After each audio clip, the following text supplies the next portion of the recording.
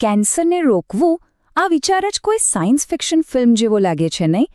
પણ આજે આપણે એક એવી હકીકત વિશે વાત કરવાના છીએ જ્યાં એક રસી ખરેખર આ કામ કરી શકે છે. તો ચાલો સર્વાઇકલ કેન્સર અને તેને રોકવાના આ શક્તિશાળી ઉપાયને ઊંડાણપૂર્વક સમજીએ. વિચારો, આ કેટલો મોટો વિચાર છે. એક એવી બીમારી જે હજારો લોકોનો જીવ લે છે, તેને ફક્ત એક રસી આપીને રોકી શકાય. અને જુઓ, આ કોઈ કલ્પના નથી, આ એક વાસ્તવિકતા છે જે હ્યુમન પેપિલોમા વાયરસ એટલે કે HPV રસીથી શક્ય બની છે. પણ આ રસીની આટલી બધી જરૂર કેમ છે એ સમજવા માટે પહેલાં આપણે એ સમસ્યાની ગંભીરતા જોવી પડશે જેનો આપણે સામનો કરી રહ્યા છીએ, ખાસ કરીને ભારતમાં. આ ચાર્ટ જુઓ, એ બધું જ કહી દે છે. બ્રેસ્ટ કેન્સર પછી સર્વાઇકલ કેન્સર ભારતમાં સ્ત્રીઓ માટે બીજો સૌથી મોટો ખતરો બનીને ઊભો છે.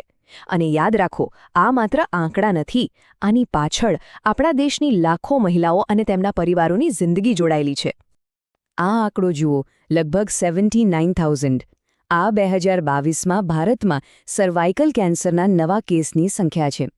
એનો મતલબ કે દરરોજ લગભગ 215થી વધુ મહિલાઓને આ રોગનું નિદાન થાય છે. આ એક ચોંકાવનારી હકીકત છે.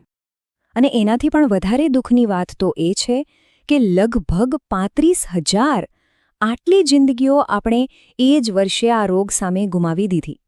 આ સ્પષ્ટપણે બતાવે છે કે આપણે રોકથામ માટે કેટલા ગંભીર પગલાં લેવાની જરૂર છે. તો સવાલ એ થાય કે આખરે આ કેન્સરનું કારણ શું છે? ચલો હવે રોગના મૂળ સુધી જઈએ અને એ વાયરસને સમજીએ જે આ બધા પાછળ જવાબદાર છે. આ રોગનું મૂળ કારણ છે હ્યુમન પેપિલોમા વાયરસ, જેને ટૂંકમાં HPV કહેવાય છે. જો આ એક ખૂબ જ સામાન્ય વાયરસ છે. મોટાભાગના કિસ્સામાં તો શરીરની રોગપ્રતિકારક શક્તિ જેને ખતમ કરી દે છે. પણ જ્યારે અમુક હાઈ રિસ્ક પ્રકારના વાયરસનો ચેપ શરીરમાં લાંબો સમય રહી જાય ત્યારે તે કેન્સરમાં ફેરવાઈ શકે છે. હવે અહીંયા એક ખૂબ જ રસપ્રદ વાત છે. લગભગ બધા જ એટલે કે 99.7% સર્વાઇકલ કેન્સર HPV ચેપને કારણે જ થાય છે. HPVના 200થી પણ વધુ પ્રકારો છે, પણ એમાંથી ફક્ત 2 પ્રકાર HPV16 અને HPV18 મોટાભાગના કેસ માટે જવાબદાર છે. અને સૌથી અગત્યની વાત, ભારતમાં 83% કેસ ફક્ત આ 2 પ્રકારના વાયરસને કારણે થાય છે. આનો સીધો અર્થ એ છે કે જો આપણે આ 2 પ્રકારોને જ નિશાન બનાવી શકીએ તો મોટાભાગના કેસ રોકી શકાય છે. અને બસ આ જ સમજ આપણને એક ખૂબ જ શક્તિશાળી ઉકેલ તરફ લઈ જાય છે. તો ચાલો હવે વાત કરીએ નિવારણની આ શક્તિ વિશે, એટલે કે HPV રસી વિશે. HPV રસીને તમે કેન્સર પેદા કરતા આ વાયરસ સામે એક મજબૂત ઢાલ સમજી શકો છો. તે રોગ થાય એ પહેલાં જ તેને અટકાવવાનો એકદમ સુરક્ષિત અને અસરકારક રસ્તો છે. આ રસી વિજ્ઞાનનો એક અદ્ભુત નમૂનો છે. સમજો કે એમાં જીવતો વાયરસ હોતો જ નથી. એના બદલે એમાં વાયરસ જેવા દેખાતા કણો હોય છે જે વાયરસના ફક્ત બહારના પડની નકલ કરે છે. આનાથી શરીરની રોગપ્રતિકારક શક્તિ અસલી વાયરસને ઓળખતા શીખી જાય છે અને તેની સામે લડવા તૈયાર થઈ જાય છે. અને એ પણ ચેપ લાગવાના કોઈપણ જોખમ વગર. મતલબ કે તે સંપૂર્ણપણે સલામત છે. તો આ વિજ્ઞાનને જમીન પર કેવી રીતે ઉતારવામાં આવી રહ્યો છે? ચાલો હવે ભારતના રાષ્ટ્રીય રસીકરણ કાર્યક્રમ પર એક નજર કરીએ. આ કોઈ નાનો સૂનો પ્રયાસ નથી. આ ભારત સરકારના આરોગ્ય અને પરિવાર કલ્યાણ મંત્રાલય અને રાષ્ટ્રીય આરોગ્ય મિશન દ્વારા ચલાવવામાં આવતી એક ખૂબ મોટી રાષ્ટ્રીય પહેલ છે.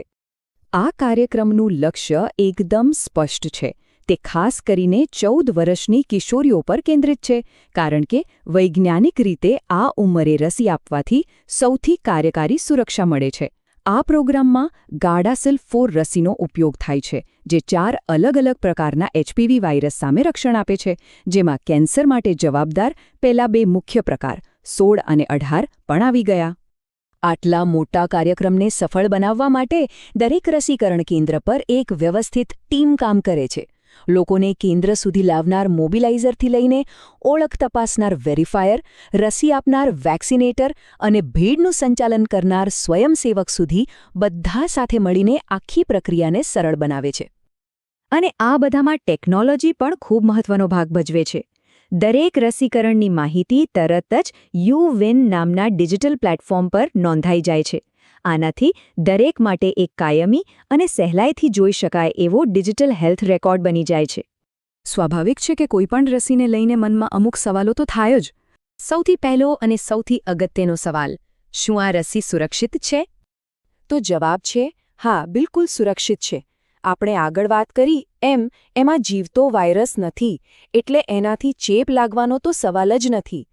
ક્યારેક અમુક લોકોને ઇન્જેક્શનના ડરને કારણે થોડા ચક્કર આવી શકે છે, પણ એ રસીની આડઅસર નથી, એ માત્ર એક સામાન્ય ગભરાટ હોય છે. રસી લેવા જતા પહેલા કેટલીક સરળ પણ જરૂરી બાબતો યાદ રાખવી. હાલની ગાઈડલાઇન્સ પ્રમાણે એક જ ડોઝ પૂરતો છે. બીજું, ભૂખ્યા પેટે રસી લેવા ન જવું, હળવો નાસ્તો કરીને જવું વધુ સારું છે. અને સૌથી જરૂરી વાત, રસી લીધા પછી સલામતી માટે ઓછામાં ઓછું 30 મિનિટ સુધી ત્યાં કેન્દ્ર પર જ રોકાવું ફરજિયાત છે. તો ચાલો હવે આખી વાતને એક મોટા ચિત્રમાં જોઈએ. ભારતનો આ પ્રયાસ માત્ર આપણા દેશ પૂરતો સીમિત નથી, પણ એ એક બહુ મોટા વૈશ્વિક મિશનનો ભાગ છે. વિશ્વ આરોગ્ય સંસ્થાએ 2030 સુધીમાં સર્વાઇકલ કેન્સરને દુનિયામાંથી નાબૂદ કરવા માટે 90-70-90નો લક્ષ્યાંક રાખ્યો છે.